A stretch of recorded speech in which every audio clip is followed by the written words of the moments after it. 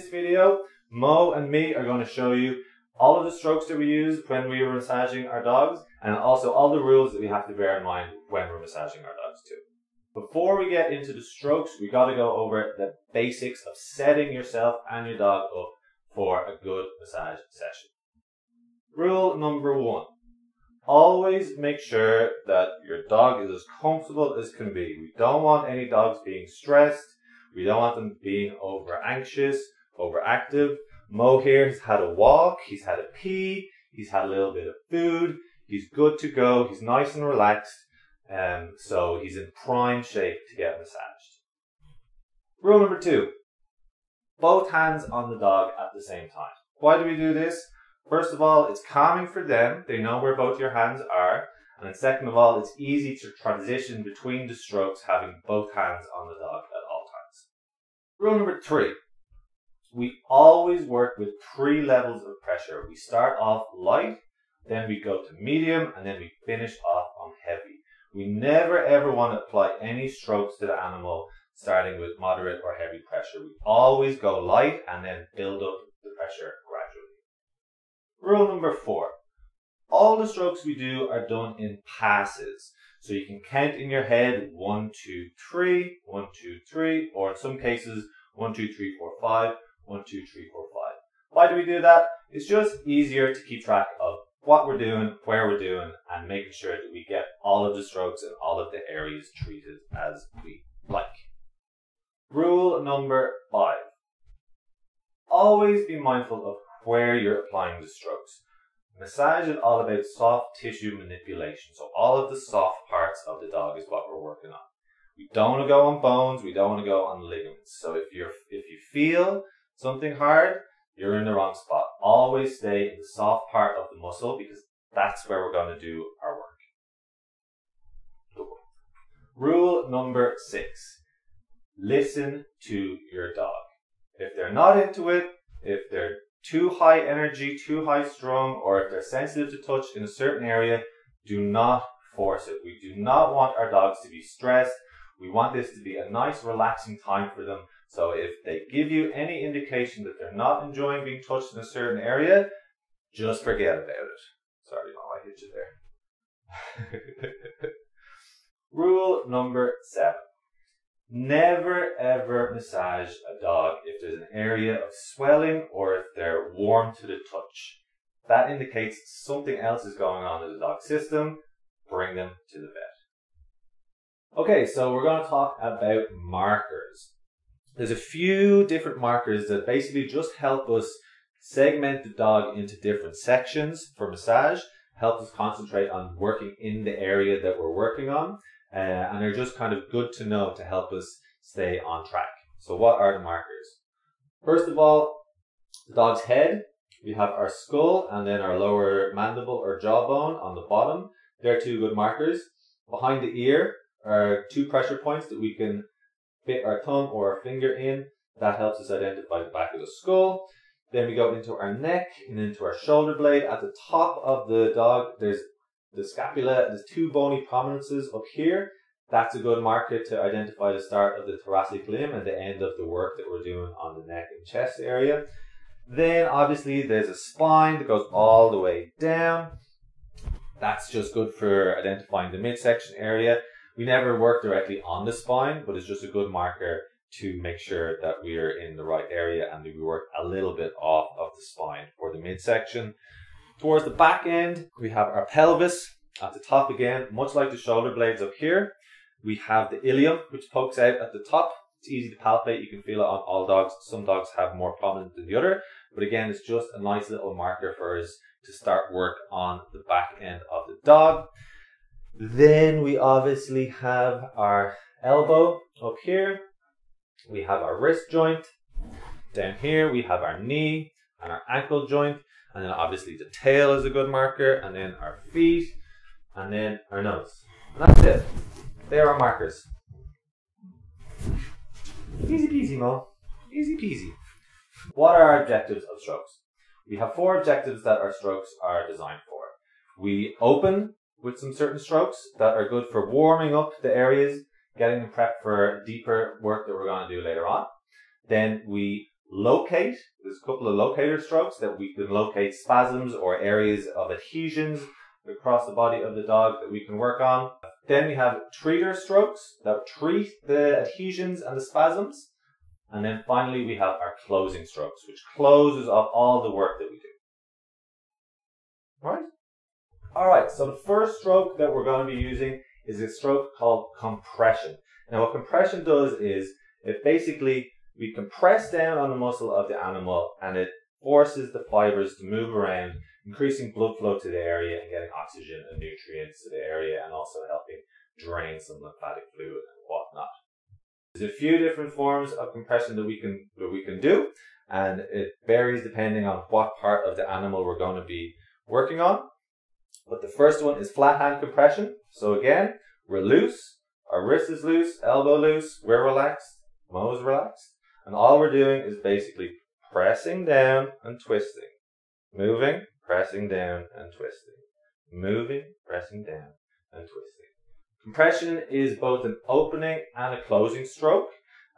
It warms the muscle areas up for what we're going to do to try to massage, and it's also just a nice closing stroke to finish off the work that we're doing. We also do backhand compression. So in certain areas of the dog, it's just easier to access using a backhand compression. So what that is, instead of using the flat of our palm, turn it around and we can either use our knuckles like that, twisty, twisty, twisty, or like this. Again, not a fist, we're just nice and loose. And then we're just doing twist and move, twist and move. That's nice, right? That's compression. Okay, the next opening stroke that we're going to do is a stroke that's known as nature's Novocaine, or percussion. Percussion we can do in 3 different forms, okay? And again, depending on the size of your dog and the breed of the dog, you're going to want to use, like Mo's a big old boy here, so I can use my whole hand. But on smaller dogs, you can just use a couple of fingers. But what percussion does, again, it's an opening stroke. It's a surface stroke, so again, we're not percussing deep into the animal. We're keeping our wrist nice and loose. And percussion can be done on most areas of the body. The only area that we don't want to percuss is the kidney area, because it's very sensitive back there, and nobody really likes getting prodded in the kidneys. So we're not going to percuss on the kidney area, but everywhere else is pretty much good to go. So with percussion, there are 3 different ways we can do it. We can use the flat of our hand like this. Again, it's not rigid, it's loose wrist, and we're just directing downward pressure onto the animal, but we're not going in, we're not digging into them. We're just doing its light surface stuff. So you can use the flat of your hand like this. You can use your fingertips like this, Mo. We're not having flat fingertips. I need to clean my nails. We're not doing flat fingertips or diagonal. We're downward pressure. So as long as we're going straight down, we're all good. And we're just moving, always like compression. We're never percussing the same area. We're always moving. And the last way we can do percussion is we can close our fist, not fully closed. We just kind of keep it a little bit loose. And then again, just keeping it light on the surface, going back and forth, never on the kidneys, but all the other places, all the other soft muscle places is pretty good. And that's it, that's percussion. Alright, the next opening stroke is one of the best strokes to do on the dog, and it's called jostling or kneading. There's certain areas of the dog that this stroke is used on, namely the neck and the withers and the chest area, and then in the hindquarters here, there's some areas that we can use. Basically, all we're doing is there's all of this loose fascia around here that's connected but not really connected as in other parts of the body. So on Mo here, Mo has all of this beautiful fascia here that we can manipulate, and all we're doing is we're cupping the fascia and then we're just letting it go. So we're bringing it towards us, and then we're just letting it go. So cupping the fascia, folding it over. So cup and fold, And again, we're doing it gently. We're not grabbing tightly onto the fascia. We're just doing it nice and light. So in towards us and then folding back over. In towards us, folding back over. Okay, the next opening stroke that we can use is a stroke that's called circular friction. So basically, all massage creates friction on the muscles. So that's the name of the game. With circular friction, we can do it two different ways. Again, we have a loose wrist. Yes, right? Loose wrist. Get So circular friction, there's two ways of doing it. We can do a little twist. Take our hand off the animal, back down, twist, off again, move a little bit, twist, twist, twist, right? So twist and move, twist and move, twist and move. The other way of doing circular friction is you don't take your hand off the animal at all, you just keep on going. So we're just drawing little circles like this. Right, Mo? We'll use our left hand down here because your big old head is in the way.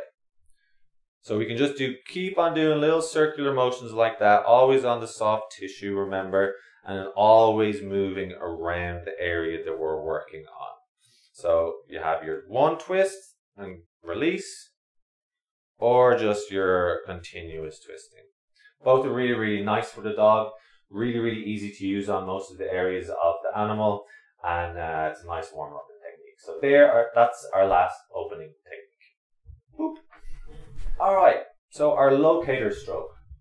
We have one stroke that helps us locate any areas of spasms or adhesions or just areas that we need to do a little bit more direct work on. So that stroke is called palpation. With palpation, all we're doing is basically feeling around the animal's body for the areas that we need to work on. How do we do that? Two ways. First, we can get our thumb or our finger, and again, in a direct downward motion, we just basically draw lines.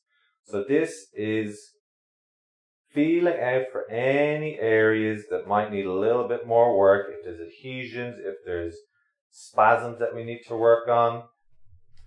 It's a surface stroke, so we're not going too deep into the body, and we're just kind of feeling for any abnormalities in the musculature that we need to work on. So we can use our thumb. We can use our thumb like this.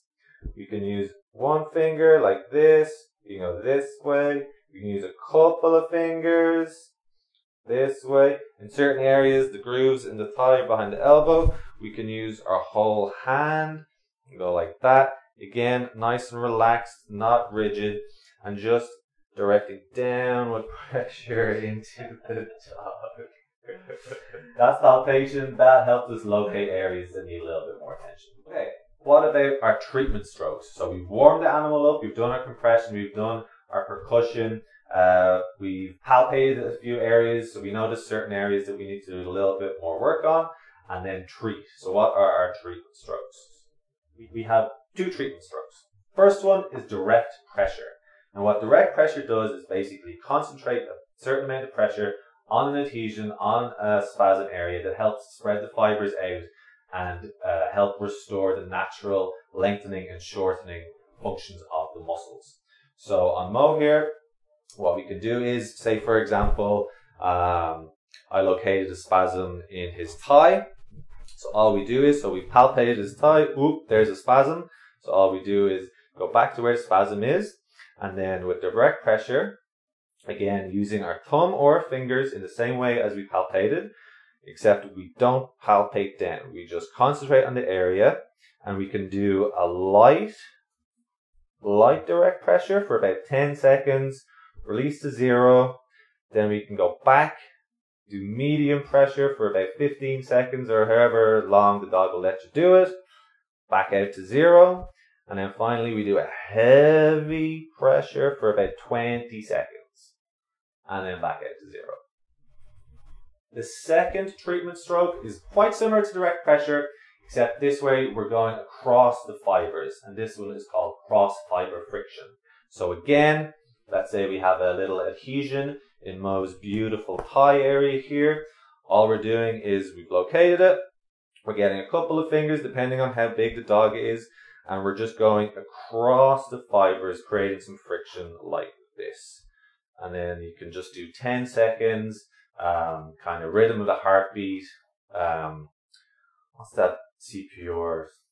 Staying alive, don't they always use? Yeah. So you can do staying alive, you can do it like that.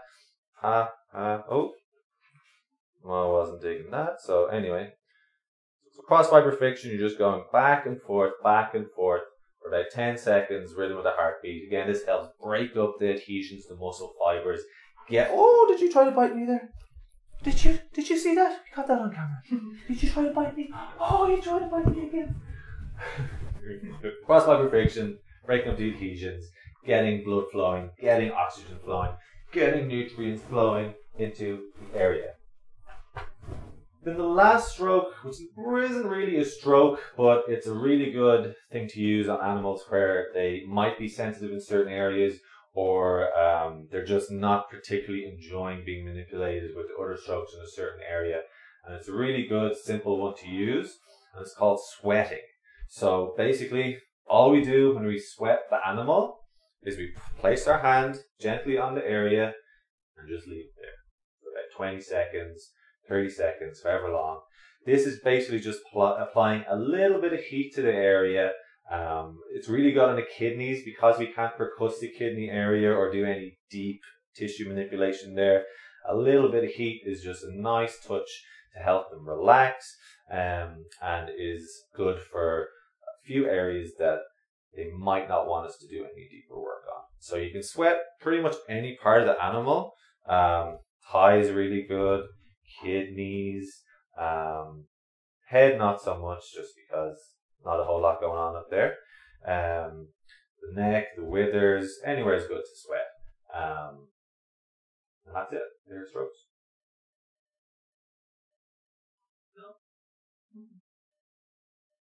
Alright. If you liked what you saw, there's plenty more content on its way. So like, subscribe, share, tell your friends, tell your dogs, all of that good stuff. And remember, dogs are there to teach us how to love. So please show your dog some love today.